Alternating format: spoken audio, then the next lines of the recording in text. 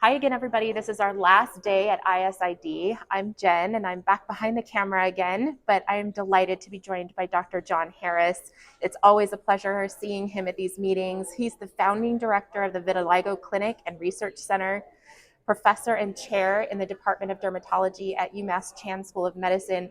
Thank you so much for letting me pull you aside again. Happy to be here. Yeah, you are so tremendous and so valuable to Pedra, and we appreciate all you do for Thank you. us. And I would just love to get your take on this international meeting we're having here in Yeah. Tokyo. Yeah, it's been so much fun to get back. After the pandemic, we had such a lack of interaction and ability just socially to get together with friends, but then sharing ideas is really critical. And yeah, we can do that over Zoom. We can do it virtually. We can do it by email, but it's not the same as sitting down with a cup of coffee and exchanging ideas in real time. Mm-hmm. Nothing replaces that. Right. And I'm reminded of that, actually. I was starting to get lulled into thinking maybe virtual is just as good, and it's not. Yeah. So running into people in the halls, exchanging ideas, seeing meeting and a presentation, and being able to follow up immediately. Um, we just learn so much from each other. Science is social, and I think it's critical. So the just being social again, being with friends again, and hearing lectures is really important.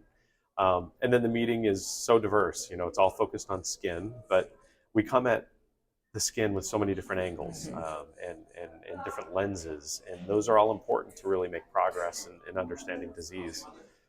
Just this morning, Nina Jablonski talked about the human evolution in the context of skin pigment, and it was fascinating. Things I don't think about too much, but really can get into when I hear it. Immunology, of course, is a big part of the meeting. That's what I really like. But had lunch with a friend of mine who studies melanocyte biology, and so we started to share ideas, and then, it's saying, "Holy cow, I didn't know that. That's amazing!" And new collaborations forming, and so that's what this is all about. Um, Japan's a long way to come when you're in the U.S. Yeah. and from different parts of the world, but Tokyo is an amazing place. Such a powerhouse in science. So it was a great location, great people here, great talks. We're almost done. It's kind of I a shame, know. sad, but It's we're gone having a by great time. so quickly, I It feel did, like, this yeah. year. And I've really enjoyed the international discussions. I mean, Mm-hmm. so many things vary from country to country. Right. And so the international societies coming together and sharing their perspectives and their work has been really valuable. Mm-hmm. And I'm learning things that I never anticipated learning. So that's been really exciting. Yeah. I want to talk about this morning's vitiligo talk because Dr. Mehdi Rashigi gave an incredible talk. There were some really cool things that he talked about. For instance, he talked about sort of the history of the research of the disease. And I'm just wondering if you could kind of clue our folks in to some of the big picture items he talked about in that discussion. Yeah, I'm glad he started with that, and I know thinking about where we've been is really helpful to understand where we are and where we're going. And so he talked a lot about initial hypotheses, theories as to what caused vitiligo. And until recently, there were a lot of people who didn't believe it was an autoimmune disease, that it was something completely separate, that it had something to do with innervation of the skin, or that it had to do with just melanocyte degeneration, and that the immune system played a bystander role.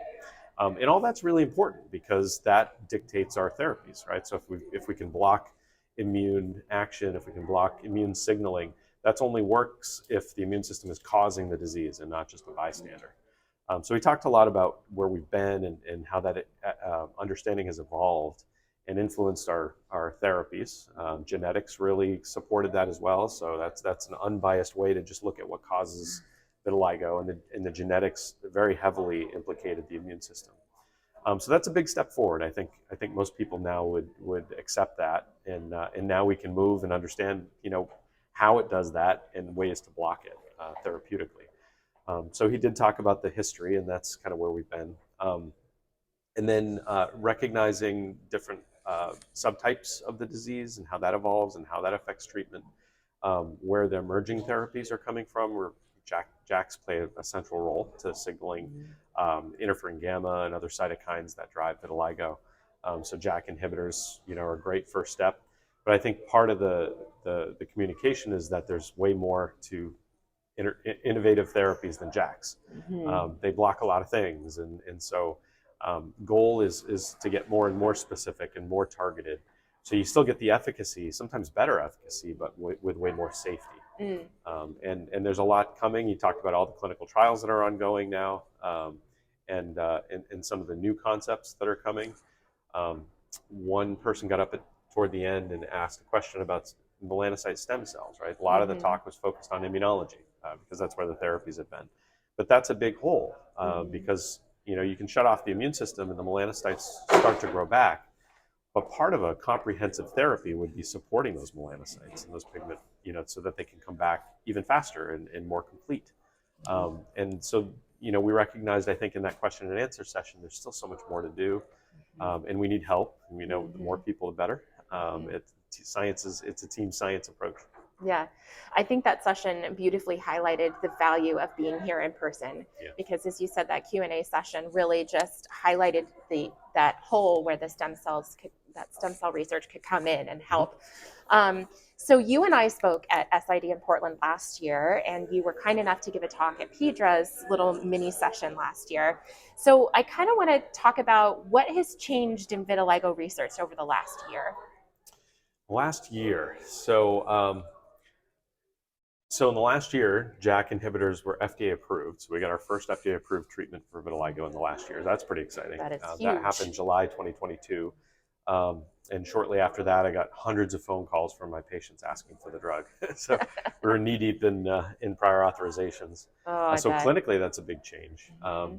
There are now ongoing trials to test non-JAKs, other JAKs for sure, but also non-JAKs for vitiligo. Understanding, the desire to understand vitiligo at a deeper level is strong. So NIH funding is available. Ongoing projects to dig deeper. We've identified two pathways now: interferon gamma signaling through JAKs, and then IL-15 signaling that maintains the disease. Both are being pursued clinically, but those are just two pathways. Now there are probably hundreds more, and so we've just scratched the surface, and there's a lot of research to be done. Some of our interest now is in more, population-based studies. So we've investigated very deeply into cells and proteins and signaling mechanisms that drive the disease. But what about on a population level? How can we use that information to try to predict who's going to get vitiligo? So we have an ongoing study now where we're recruiting vitiligo patients and their family members who are at a very much higher risk for getting it. Can we predict who's going to get it? Can we find a way to prevent it? Can we develop not just a treatment, but a cure for disease? Can we support melanocyte stem cells to regrow faster and make our therapies more holistic and complete? We still know very little. I think we've made a lot of progress. Yeah. But there's still so much more to be done.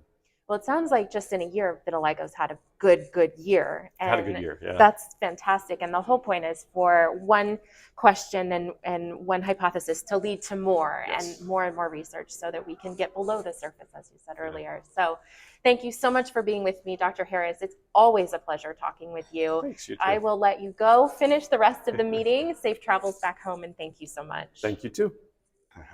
Hey everybody, it's Jen Dawson and Mike Siegel from Pedra. We are wrapping up here. It's day 4. This thing has been a sprint through a marathon. It has been so cool. There's been so many amazing talks.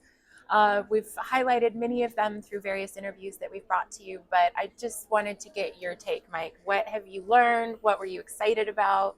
Yeah, it's really been an amazing meeting. As you can see, I'm in my casual clothes, still representing Pedro in my 2022, holding up the Rock t-shirt, heading to the airport in a couple hours. It's been a tremendous meeting. I can't say enough about the quality of the presentations, the enthusiasm of the attendees, the way that the organizers have put together such a large and high quality event. I really can't say enough. And I think one of the most impressive things that I've kind of taken away is the realization that at least folks in our community studying pediatric dermatology conditions are not alone. Almost every talk I've been to, every session, maybe the word childhood, the word pediatric is not in the title. What they're talking about is relevant to the conditions that are being addressed by folks in the pediatric community. So absolutely, I really been great to see that.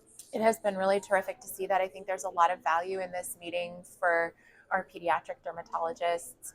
And there's so much information that's really applicable to a large audience. And we've been having such a good time. I really want to thank SID for being so supportive of Pedra and having us here at the ISID. It's been a really great time. Any other big takeaways, like favorite talk, anything? You know, we actually just got out of what I think was my favorite talk of the meeting. So Insight, one of Pedra's strongest pharmaceutical company partners, sponsored a symposium, kind of walking through the history and the background of vitiligo. I learned so many things that I didn't know before. There's so much promise in that field to ultimately come out with FDA-approved therapies for patients of all ages to improve their lives.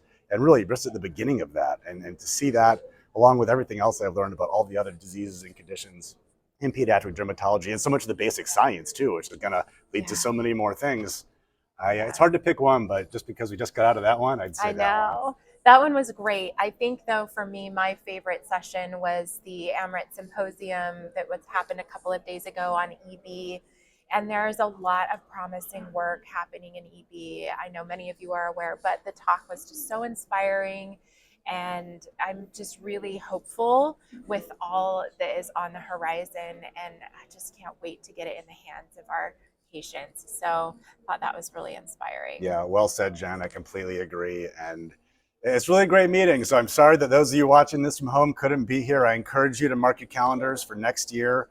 The SID meeting will be in Dallas, May 14th to 16th or 13th to 16th, around there. Mark your calendars. I really think if you're doing research in the field of dermatology in general, pediatric dermatology or anything, the SID, certainly the ISID, this new format, large scale meeting, is really not a meeting to miss. It's fantastic. Learning so much, meeting the people, and really setting your career, I think, on a great trajectory for being here. Oh, I completely agree. And for those of you who this video might reach who aren't pediatric dermatologists, you are welcome to join the Pedra Network. We need you. We need more basic scientists. We need translational scientists. And just come. We are an open community. So, dermatology, immunology, we welcome you, and your expertise will not be lost on our group. So thanks everybody for watching, and we'll be back at SID in Dallas next year. Thanks so much, Jen. Thanks, Mike. All right.